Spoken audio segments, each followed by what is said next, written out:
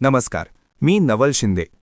आपण दरवर्षी गुढी उभारतो, पण कधी विचार केलाय का की गुढी म्हणजे केवळ एक काठी आणि साडी आहे की एक शक्तिशाली एनर्जी अँटेना? येणारा 19 मार्च 2026 हा केवळ हिंदू नववर्षाचा पहिला दिवस नाही, तर तो संपूर्ण ब्रह्मांडाचा आणि तुमच्या स्वतःच्या ऊर्जेचा कॉस्मिक रीसेट पॉइंट आहे. येणारा 19 मार्च 2026 हा केवळ हिंदू नववर्षाचा पहिला दिवस नाही, तर तो संपूर्ण ब्रह्मांडाचा आणि तुमच्या स्वतःच्या ऊर्जेचा कॉस्मिक रीसेट पॉइंट आहे. अमावस्येच्या शून्यतेतून प्रतिपदेच्या प्रकाशाकडे जाणारा हा प्रवास तुमच्या आयुष्यात मोठे परिवर्तन घडवू शकतो. आजच्या या ऑकल्ट मास्टर क्लासमध्ये आपण एक विषयावर सखोल चर्चा करणार आहोत. गुढीपाडवा 2026, चेतना जागरण आणि ऊर्जेचे विज्ञान. हा व्हिडिओ शेवटपर्यंत पहा, कारण यात मी अशा काही गोष्टी सांगणार आहे ज्या तुमचा सणाकडे पाहण्याचा दृष्टिकोन कायमचा बदलून टाकतील.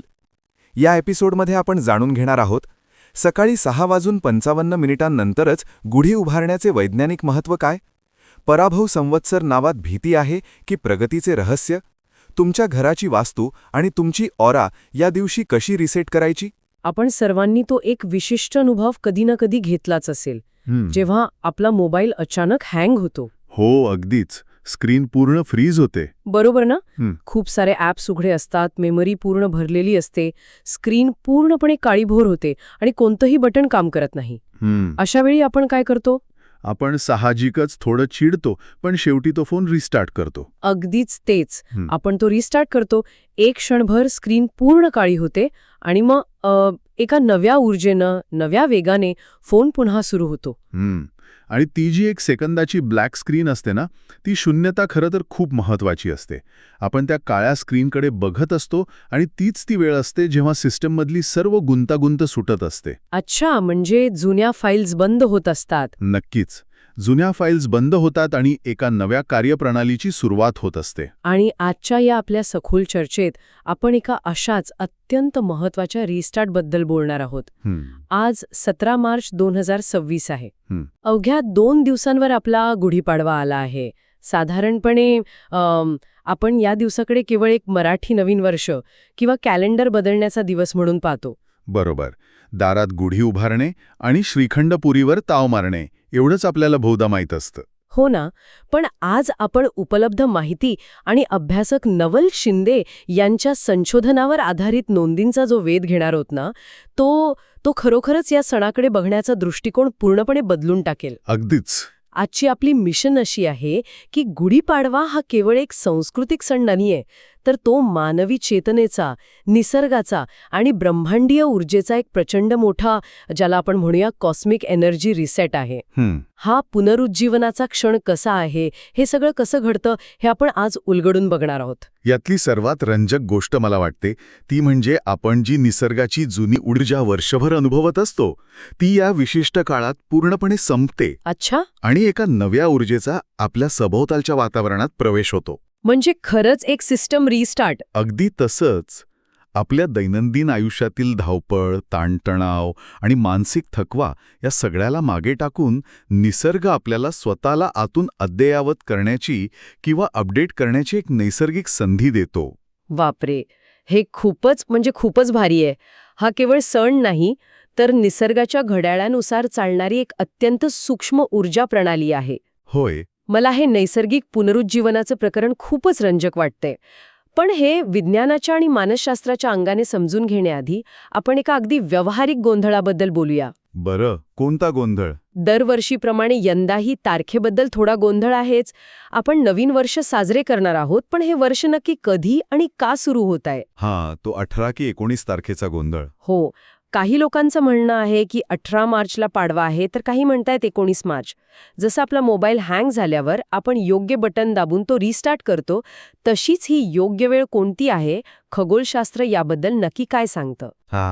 गोंधळ साहजिक आहे, कारण आपले बहुतांश सण हे इंग्रजी कॅलेंडरच्या तारखांवर चालत नाहीत. ते चंद्र आणि सूर्याच्या भ्रमणावर म्हणजेच तिथींवर आधारित असतात. उपलब्ध खगोलशास्त्रीय माहिती आणि पंचांगानुसार बघितलं तर तांत्रिकदृष्ट्या 18 मार्चला अमावस्या सुरू होते. ओके, 18 तारखेला अमावस्या. हो, पण आपल्या प्राचीन परंपरेत सूर्योदयाची तिथी अत्यंत महत्त्वाची मानली जाते. ही अमावस्या 19 मार्च 2026 रोजी सकाळी 6:53 ते 6:54 दरम्यान संपणार आहे. अच्छा. आणि लगेचच त्यानंतर चैत्रशुद्ध प्रतिपदा म्हणजेच पाडव्याची तिथी सुरू होते. म्हणजे सूर्योदयाच्या वेळी 19 तारखेला काही क्षणांसाठी अमावस्याच असते. होय, काही अगदी मोजक्या क्षणांसाठी, पण 6:54 प्रतिपदा लागते. म्हणूनच सकाळी 6:55 गुढी उभारणे हे सर्वात योग्य आणि शास्त्रशुद्ध मानले गेले आहे. 6:55 नोंद घेतली. हो. आता यामागचे खगोलशास्त्र आणि मानसशास्त्र आपण थोडं सखोलपणे समजून घेऊया. अमावस्या ते प्रतिपदा हा जो प्रवास आहे ना, तो अत्यंत गूढ आहे. गूढ? ते कसं काय?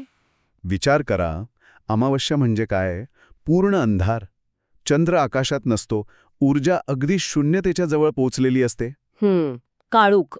ही शून्यता, ही अंतर्मुखता आपल्या मनाचीही अवस्था दर्शवते. जेव्हा माणूस आयुष्यात पूर्ण थकतो, गोंधळलेला असतो, त्याला पुढे जाण्याचा मार्ग दिसत नाही, तेव्हा त्याच्या मनात एक प्रकारची शून्यता येते. अगदी बरोबर. म्हणजे मगाशी आपण म्हटलो तशी ती हँग झालेली अवस्था. अगदी तेच. आणि या शून्यतेतूनच खऱ्या निर्मितीचा जन्म होतो. उपलब्ध माहितीनुसार नवल शिंदे यांच्या अभ्यासात याला अतिशय सुंदरपणे मांडले आहे की निर्मितीची सुरुवात ही नेहमी शांततेतून आणि शून्यतेतूनच होते. Creation begins from stillness. वा. हो. अंधार संपतो आणि प्रतिपदेचा पहिला प्रकाश, पहिली हालचाल सुरू होते. शून्याकडून एकाकडे जाणारा हा प्रवास आहे. मानसिक स्तरावर जेव्हा आपण पूर्णपणे रिकामे होतो, तेव्हाच नवीन विचारांना, नवीन ऊर्जेला आत येण्यासाठी जागा मिळते. हा जुन्याचा अंत आणि नव्याचा उदय आहे. हे खूपच सखोल आहे. म्हणजे आपण फक्त भिंतीवरचं कॅलेंडर बदलत नाही आहोत, तर आपण अंधारातून प्रकाशाकडे जाणाऱ्या एका नैसर्गिक प्रक्रियेचा भाग बनत आहोत.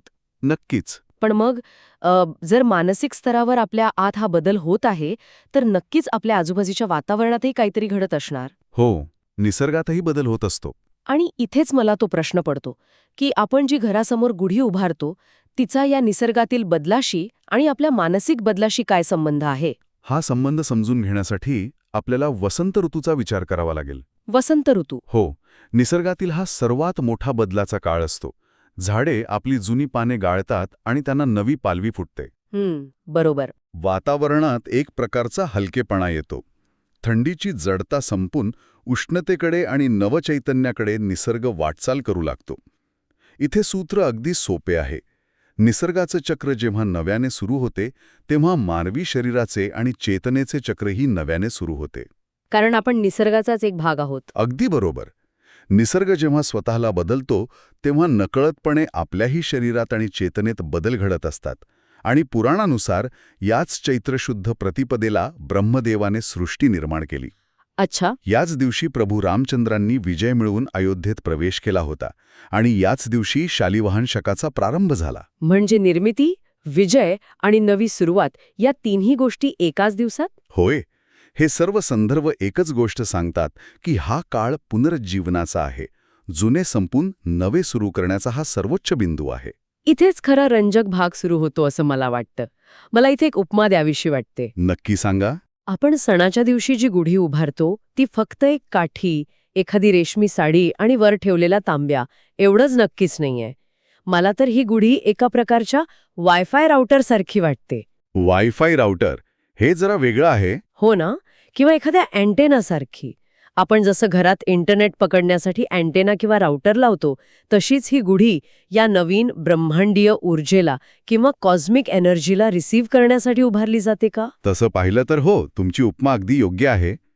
पण ही काही इलेक्ट्रॉनिक अँटेना नाही. नाही, साहजिकच. ही एक मानसिक आणि आध्यात्मिक अँटेना आहे. जेव्हा तुम्ही ती गुढी उभारता, तेव्हा तुम्ही स्वतःला आणि निसर्गाला एक संदेश देत असता. गुढीला शास्त्रात ब्रह्मध्वज म्हटलं गेलं आहे. ब्रह्मध्वज? हो. अभ्यासकांच्या मते गुढीच्या प्रत्येक घटकाचा मानवी शरीराशी आणि ऊर्जेशी खूप जवळचा संबंध आहे. आपण सुरुवात करूया बांबूच्या काठीपासून. आपण बांबूच का वापरतो? दुसरी कोणतीही लाकडी काठी का नाही वापरत? हो, हा विचार मी कधीच केला नव्हता. बांबूच का? कारण बांबूची काठी सरळ, ताठ आणि आतून पोकळ असते. योगशास्त्र आणि प्राचीन विज्ञानानुसार बघितलं तर ही काठी मानवी पाठीच्या कण्याचे म्हणजेच आपल्या सुषुम्ना नाडीचे प्रतीक आहे. बापरे! म्हणजे आपला स्पाईन. हो, आपला पाठीचा कणा. आपल्या पाठीचा कणा हाच आपल्या शरीरातील ऊर्जा प्रवाहाचा मुख्य मार्ग असतो, ज्यातून कुंडलिनी ऊर्जा वरच्या दिशेने प्रवास करते. आतून पोकळ असल्यामुळे ऊर्जेला प्रवाहित व्हायला कोणताही अडथळा नसतो. कमाल आहे. म्हणजे काठी हा आपल्या ऊर्जा मार्ग झाला.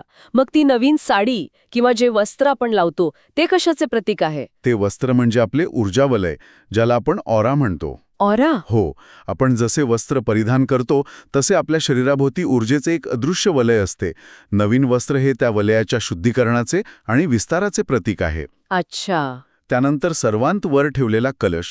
कलश हा डोक्याचा किंवा आपल्या चेतनेचा भाग मानला जातो. गुढीवर कलश नेहमी उपडा ठेवला जातो का? ऊर्जेसाठी. अगदी बरोबर. कारण तो आकाशातून येणारी ब्रह्मांडीय ऊर्जा आपल्यात सामावून घेतो. जसा रिकामा तांब्या पाणी साठवतो तसा हा उपडा कलश निसर्गातील नवीन ऊर्जा स्वतःमध्ये सामावून घेण्यासाठी तयार असतो. बापरे, हे असं कोणी कधी समजावूनच सांगितलं नव्हतं ना. काठी म्हणजे पाठीचा कणा, वस्त्र म्हणजे आपले ऊर्जावलय आणि कलश म्हणजे आपली चेतना. या सर्वांचा अर्थ आता पूर्णपणे म्हणजे एकदम लख्ख स्पष्ट झालाय. पण याला जी आपण साखरेची गाठी आणि कडुलिंब बांधतो त्याचं काय? साखरेची गाठी ही आनंद आणि जीवनातील गोड अनुभवांचं प्रतीक आहे आणि कडुलिंब हा शरीराच्या शुद्धीकरणाचा भाग आहे. जेव्हा आपण सकाळी सूर्योदयानंतर ही गुढी घरासमोर उभारतो तेव्हा खऱ्या अर्थाने आपण एक सकारात्मक ऊर्जेचं प्रतीक प्रस्थापित करत असतो. म्हणूनच गुढी उभारताना एक विशिष्ट मंत्र म्हणला जातो, ब्रह्मध्वज नमस्तेस्तु सर्वाभिष्ट फलप्रद प्राप्तेस्मिन वत्सरे नित्य मदगृहे मंगलम कुरु. याचा अर्थ काय होतो? याचा अर्थच असा आहे की हे विश्वाच्या ऊर्जेचं प्रतीक असणाऱ्या ध्वजा, तू माझ्या घरात सदैव मंगल कर आणि सकारात्मक ऊर्जा घेऊन ये. हे ऐकल्यावर गुढीकडे बघण्याचा माझा दृष्टिकोनच पूर्णपणे बदलून गेलाय. आपण आपल्या घराच्या ऊर्जेचे अँटेनाद्वारे ट्युनिंग केले हे मला पूर्ण मान्य. पण एक मिनिट, बोला. इथे मला एक मोठा विरोधाभास वाटतो. एकीकडे आपण म्हणतोय की हा आनंदाचा नवीन सुरुवातीचा सण आहे, घरात श्रीखंडपुरीचा किंवा गोडधोड बेत आहे. बरोबर. आणि दिवसाची सुरुवात मात्र आपण चक्क कडुलिंब खाऊन करतो. हे थोडं विचित्र नाही वाटत? म्हणजे यामागे खरंच काही विज्ञान आहे की आपण फक्त पूर्वजांनी सांगितलं एखादी जुनी अंधश्रद्धा आहे म्हणून ही कडू चव निमूटपणे गिळतोय? हा अतिशय रास्त आणि महत्वाचा प्रश्न आहे. अनेकदा आपण परंपरेच्या नावाखाली गोष्टी करतो पण त्यामागचं कारण विसरतो. हो ना. पण जर आपण याला एका व्यापक दृष्टिकोनातून पाहिलं, आयुर्वेदाच्या चष्म्यातून आणि शरीराच्या रसायनशास्त्राच्या किंवा बायोकेमिस्ट्रीच्या दृष्टिकोनातून पाहिलं तर यात अत्यंत प्रगत असे विज्ञान दडलेले आहे. कसं काय? आपण मगाशी वसंत ऋतूचा उल्लेख केला. आयुर्वेदात वसंत ऋतुचर्या अत्यंत महत्वाची मानली गेली आहे. अच्छा. संपूर्ण हिवाळ्यात थंडीमुळे आपल्या शरीरात स्निग्धता आणि कफ साचलेला असतो. जसा वसंत ऋतू सुरू होतो आणि वातावरणात सूर्याची उष्णता वाढू लागते तसा हा शरीरात साठलेला कफ वितळू लागतो. जसा जसा डोंगरावरचा बर्फ उन्हाने वितळतो तसा? अगदी तसाच. आणि हा कफ वितळल्यामुळे आपली पचनशक्ती मंदावते. बरोबर. आयुर्वेदाच्या भाषेत सांगायचे तर आपला जठराग्नी विझल्यासारखा होतो. त्यामुळे उन्हाळ्याच्या सुरुवातीला आजारपण, पोटाचे विकार, सर्दी किंवा त्वचेचे आजार होण्याची शक्यता सर्वाधिक असते. बापरे. या प्रकोपित झालेल्या कफाला संतुलित करण्याचे आणि शरीराला नैसर्गिकरित्या आतून स्वच्छ करण्याचे काम हा कडुनिंबाचा कडू रस करतो. म्हणजे हा आपल्या शरीराचा एक नैसर्गिक स्वच्छता कार्यक्रमच आहे, एक प्रकारचं डिटॉक्स. पण आपण फक्त कडुलिंब नाही खात, त्यात अजूनही काही गोष्टी मिसळलेल्या असतात ना? होय, आणि तिथेच खरे अन्नाचे विज्ञान आहे. त्यात कडुलिंबाची पाने, गूळ, जिरे, ओवा, मिरे, मीठ आणि हिंग यांचे मिश्रण असते. एवढं सगळं? हो, कारण नुसता कडुलिंब खाल्ला तर शरीरात अतिउष्णता वाढू शकते. म्हणून कडुलिंब रोगप्रतिकारक शक्ती वाढवतो आणि रक्ताचे शुद्धीकरण करतो. गूळ हा शरीरातील उष्णतेचे नियंत्रण करून ऊर्जा देतो. अच्छा, म्हणजे बॅलन्स. हो. जिरे आणि ओवा मंदावलेली पचनक्रिया सुधारतात, तर मिरे, मीठ आणि हिंग हे नैसर्गिकरित्या अँटीबॅक्टेरियल म्हणजेच जीवाणुनाशक म्हणून काम करतात. हे मिश्रण म्हणजे उन्हाळ्याच्या सुरुवातीला शरीराला तयार करण्यासाठी दिलेला एक शक्तिशाली डोस आहे. हे खरंच थक्क करणारे आहे. म्हणजे आपल्या पूर्वजांनी ऋतू बदलताना शरीराला लागणारी औषधं चक्क सणाच्या प्रसादाच्या स्वरूपात गुंफून ठेवली आहेत. नक्कीच. आणि याला एक अतिशय सुंदर भावनिक किनार सुद्धा आहे. भावनिक किनार? ती कशी? बघा, आयुष्यात फक्त गोड अनुभव येत नाहीत. कडू आणि गोड या दोन्ही चवींचा म्हणजेच या दोन्ही अनुभवांचा समभावाने स्वीकार करणे हे जीवनातील खऱ्या समतोलाचे लक्षण आहे, ज्याला आपण इमोशनल क्लेन्झिंग म्हणू शकतो. जुन्या कडू आठवणींना पचवून नव्या गोड संकल्पांकडे जाणं हा यामागचा खरा मानसिक अर्थ आहे. वा, आपण हे सर्व प्राचीन विज्ञान आणि मानसिक तत्वज्ञान समजून घेतलं. यातून हे स्पष्ट होतंय की आपल्या सणांमागे किती सखोल विचार आहे. होय. पण आता आपण यावर्षीच्या म्हणजे 2026च्या विशिष्ट संदर्भाकडे येऊया. नक्कीच. आपण शरीर आणि मन तर शुद्ध केलं, पण आपण कोणत्या जगात किंवा कोणत्या ऊर्जेत पाऊल ठेवत आहोत? उपलब्ध माहितीनुसार नवीन शके 1948चे नाव पराभव संवत्सर आहे. पराभव म्हणजे हार. तर मग हे वर्ष सर्वांसाठी नकारात्मक आणि कठीण असणार का? नावावरून तर तशीच भीती वाटतेय. शब्दांवरून अर्थ काढला तर तशी भीती वाटणे स्वाभाविक आहे, पण इथेच खऱ्या ज्ञानाची गरज भासते. म्हणजे काही गैरसमज आहे का यात? हो. संस्कृत व्याकरण आणि आध्यात्मिक विचारानुसार पराभव या शब्दाचा अर्थ हार किंवा नुकसान असा होत नाही. या शब्दाची फोड पर आणि भव अशी होते. पर आणि भव. हो. पर म्हणजे पलीकडे जाणे आणि भव म्हणजे अस्तित्व, संसार किंवा सांसारिक अडचणी. अच्छा. म्हणजेच सांसारिक अडचणींच्या पलीकडे जाणे, आपल्या अहंकारावर मात करणे आणि संकटांना पार करून पुढे जाणे हा पराभव या संवत्सराचा खरा अर्थ आहे. हे वर्ष स्वतःची हार मानण्याचे नसून स्वतःच्या मर्यादांना हरवण्याचं वर्ष आहे. अरे वा, म्हणजे पराभव हा स्वतःच्या नकारात्मकतेचा करायचा आहे. हे खूपच सकारात्मक आहे. आणि मग यावर्षीच्या ऊर्जा किंवा ग्रहांबद्दल स्रोत काय सांगतात? उपलब्ध ज्योतिषशास्त्रीय माहितीनुसार बघितलं तर या वर्षीचे स्वामी 2 अत्यंत प्रभावी ग्रह आहेत, गुरु आणि मंगळ. गुरु आणि मंगळ. हो. गुरु हा ज्ञानाचा आणि विस्ताराचा कारक मानला जातो, तर मंगळ हा ऊर्जेचा आणि कृतीचा कारक आहे. जेव्हा ज्ञान आणि कृती एकत्र येतात म्हणजे नॉलेज प्लस ॲक्शन, तेव्हा प्रगती अटळ असते. ज्ञान आणि कृती यांचा संगम हे एक अतिशय उत्तम सूत्र आहे.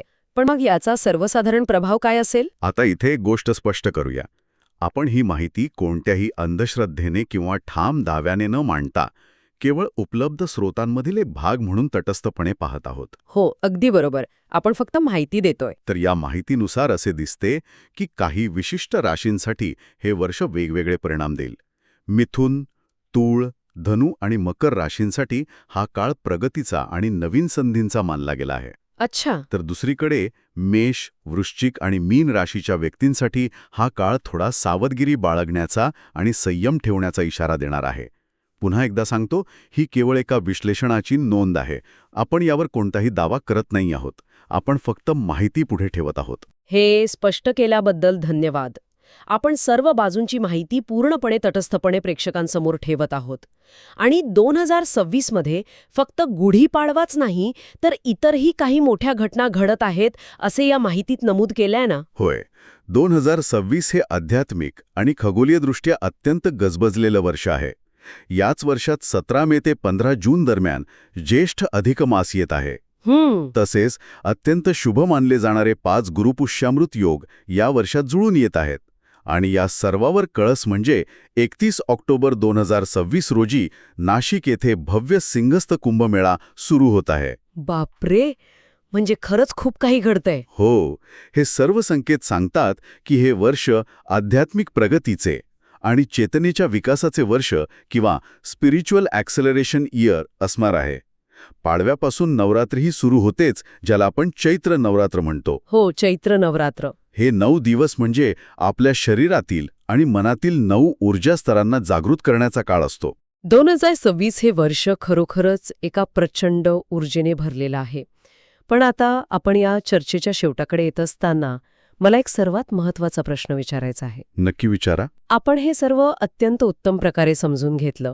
गुढीचे विज्ञान, कडुलिंबाचे फायदे, मुहूर्ताचे मानसशास्त्र. पण या सर्वांचा प्रत्यक्ष आयुष्यात वापर कसा करायचा?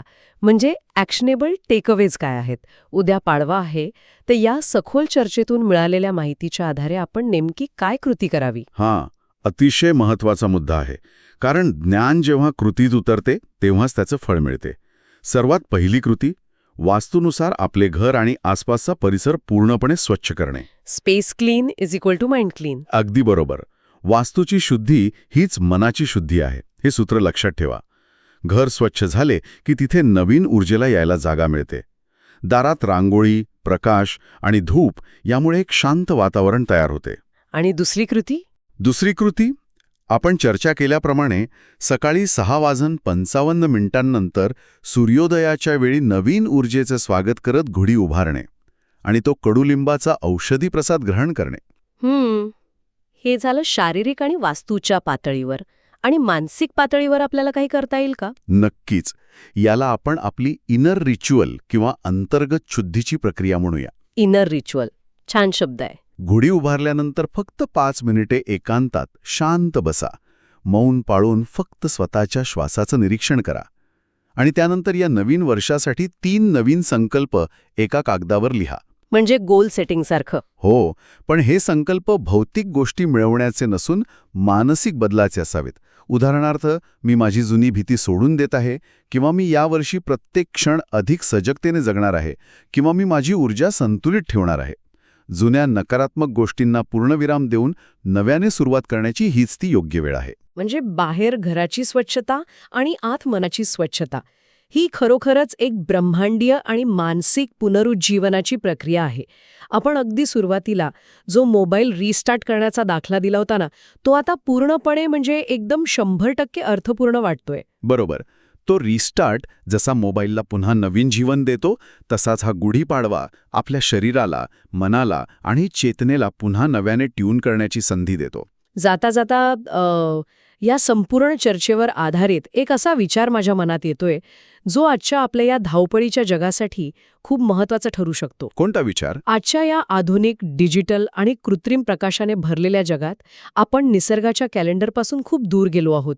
आपण रात्री उशिरापर्यंत जागतो, स्क्रीनच्या निळ्या प्रकाशात अडकलेले असतो. हो, हे तर रोजच झालंय. जर आपण आपले झोपण्याचे, उठण्याचे आणि कामाचे चक्र या ब्रह्मांडीय आणि ऋतूंच्या रिसेटनुसार खरोखरच अलाइन केले, जुळवून घेतले, तर आपल्या मानसिक आरोग्यावर आणि वाढत्या ताणतणावावर याचा किती प्रचंड सकारात्मक परिणाम होऊ शकेल. हा खूपच प्रगल्भ आणि विचार करायला लावणारा मुद्दा आहे. निसर्गाची एक स्वतःची लय आहे. जेव्हा आपण त्या लयीच्या विरोधात जातो, तेव्हाच ताणतणाव आणि आजार निर्माण होतात. अगदी तेच.